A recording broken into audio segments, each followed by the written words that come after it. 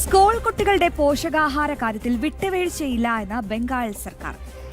ഇസ്കോൺ ഭക്ഷണ വിതരണം നടത്തുന്നതിനോടൊപ്പം തന്നെ കുട്ടികൾക്ക് ആഴ്ചയിൽ 2 ദിവസം മുട്ട വിതരണം ചെയ്യുന്നത് തുടരും.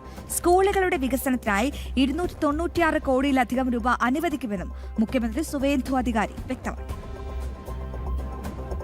വിദ്യാർത്ഥികളുടെ ആരോഗ്യം, പോഷകാഹാരം, ഒപ്പം ഗുണനിലവാരം ഇവയെല്ലാം ഒരുപോലെ ഉറപ്പാക്കിക്കൊണ്ട് മികച്ച മാതൃക സൃഷ്ടിക്കുകയാണ് ബംഗാൾ സർക്കാർ. കൊൽക്കത്തയിലെ സർക്കാർ എയ്ഡഡ് സ്കൂളുകളിൽ ഉച്ചഭക്ഷണം തയ്യാറാക്കി നൽകുന്നതിന് ഇസ്കോൺ ട്രസ്റ്റിന് അനുമതി നൽകിയെങ്കിലും കുട്ടികളുടെ ഭക്ഷണക്രമത്തിൽ നിന്ന് മുട്ട ഒഴിവാക്കില്ല എന്ന ഉറച്ച നിലപാടിലാണ് സർക്കാർ. ഇസ്കോൺ നൽകുന്ന വെജിറ്റേറിയൻ ഭക്ഷണത്തിന് പുറമെ ആഴ്ചയിൽ 2 ദിവസം കുട്ടികൾക്ക് മുട്ട വിതരണം ചെയ്യുന്നത് തുടരുമെന്ന് മുഖ്യമന്ത്രി സുവേന്ദു അധികാരി വ്യക്തമാക്കി. ഇതോടെ ഭക്ഷണ രീതിയെ ചൊല്ലി ഉയർന്നുവന്ന എല്ലാ ആശങ്കകൾക്കും ജനകീയമായ പരിഹാരമാണ് സർക്കാർ കണ്ടെത്തിയിരിക്കുന്നത്.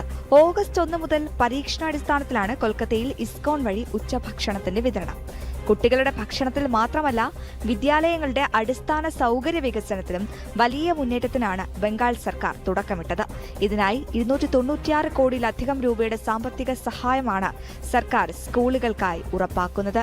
ന്യൂസ് ഡെസ്ക്, ജനം.